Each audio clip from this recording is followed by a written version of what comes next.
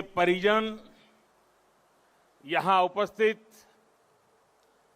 कला और साहित्य जगत के दिग्गज और बंगाल की इस महान धरती के मेरे भाई और बहनों, आज कोलकाता में आना मेरे लिए बहुत भावुक कर देने वाला क्षण है। बचपन से जब भी ये नाम सुना, नेताजी सुभाष चंद्र बोस, मैं किसी भी स्थिति में रहा, परिस्थिति में रहा, ये नाम कान में पड़ते ही एक नई ऊर्जा से भर गया। इतना विराट व्यक्तित्व की उनकी व्याख्या के लिए शब्द कम पड़ जाए। इतनी दूर की दृष्टि कि वहां तक देखने के लिए अनेकों जन्म लेने पड़ जाए।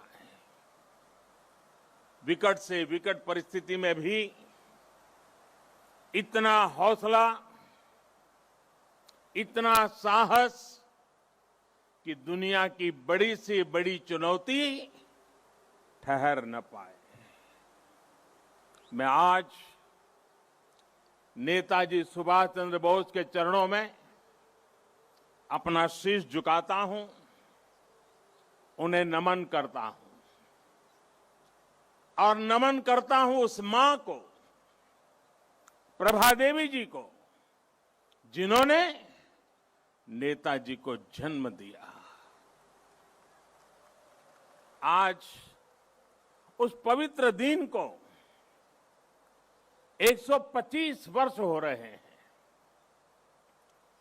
125 वर्ष पहले आज के ही दिन मां भारती की गोद में उस वीर सपूत ने जन्म लिया था, जिसने आजाद भारत के सपने को नई दिशा दी थी। आज के ही दिन गुलामी के अंधेरे में वो चेतना फूटी थी, जिसने दुनिया की सबसे बड़ी सत्ता के सामने खड़े होकर कहा था, मैं तुमसे आजादी मांगूंगा नहीं, आजादी छीन लूंगा।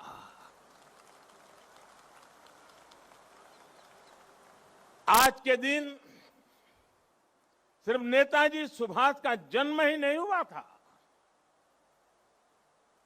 बल्कि आज भारत के नए आत्मगौरव का जन्म हुआ था। भारत के नए सैन्य कौशल्य का जन्म हुआ था। मैं आज नेताजी की 125वीं जन्म जयंती पर कृतज्ञ राष्ट्र की तरफ से इस महापुरुष को कोटि कोटि प्रणाम करता हूं, उन्हें सैल्यूट करता हूं। साथियों, मैं आज बालक सुभाष को नेताजी बनाने वाली, उनके जीवन को तप, त्याग और तितिक्षा से घड़ने वाली बंगाल की इस पुण्य भूमि को भी आदरपूर्वक नमन करता हूं। गुरुदेव श्री रविंद्रनाथ टैगोर, बंकिम चंद्र चट्टोपाध्याय, शरद चंद्र जैसे महापुरुषों ने इस पुण्य भूमि को राष्ट्रभक्ति की भावना से भरा है। स्वामी रामकृष्ण परमहंस, चैतन्य महाप्रभु, श्री अरबिंदो, मां शारदा, मां आनंदमयी, स्वामी विवेकानंद, श्री श्री ठाकुर अनुकूल चंद्र जैसे संतों ने इस पुण्य भूमि को वैराग्य, सेवा और आध्यात्म से अलौकिक बनाया है।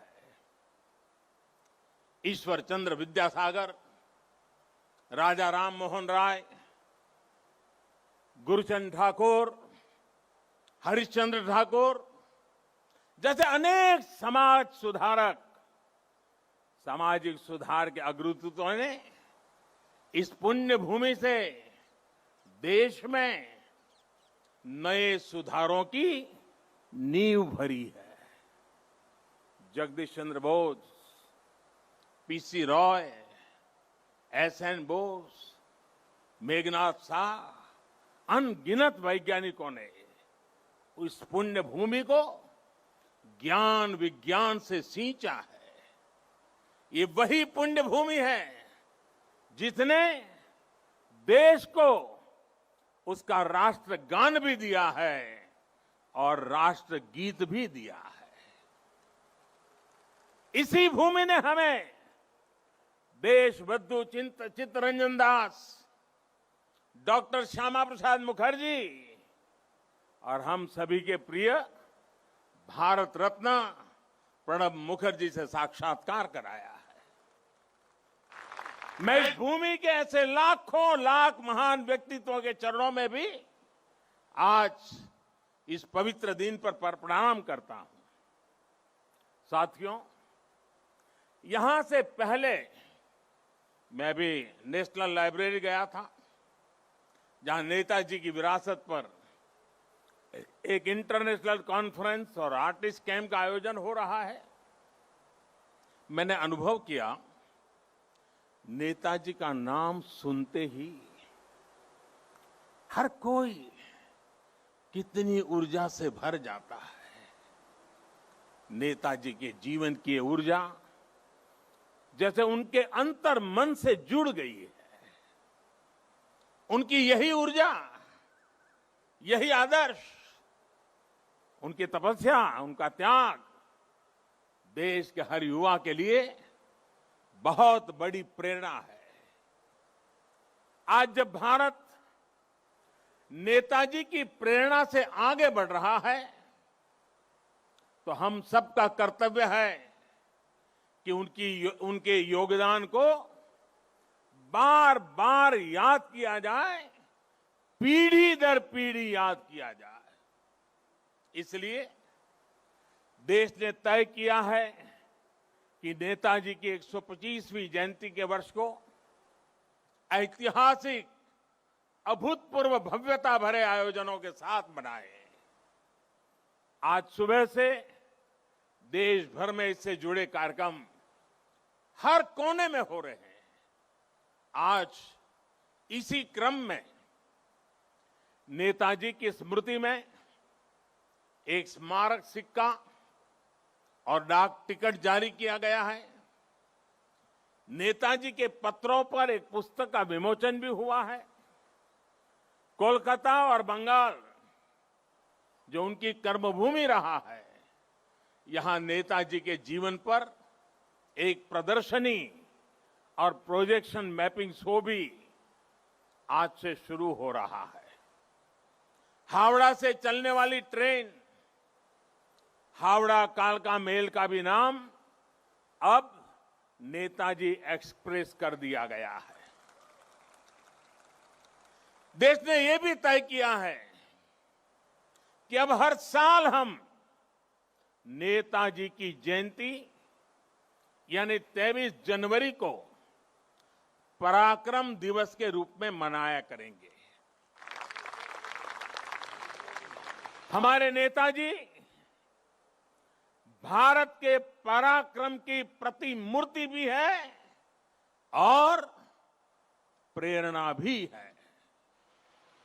आज जब इस वर्ष देश अपनी आजादी के 75 वर्ष में प्रवेश करने वाला है, जब देश आत्मनिर्भर भारत के संकल्प के साथ आगे बढ़ रहा है, तब नेताजी का जीवन, उनका हर कार्य, उनका हर फैसला हम सभी के लिए बहुत बड़ी प्रेरणा है। उनके जैसे फौलादी इरादों वाले व्यक्तित्व के लिए असंभव कुछ भी नहीं था। उन्होंने विदेश में जाकर देश से बाहर रहने वाले भारतीयों की चेतना को झकझोरा। उन्होंने आजादी के लिए आजाद हिंद फौज को मजबूत किया। उन्होंने पूरे देश से हर जाति, पंथ, हर क्षेत्र के लोगों को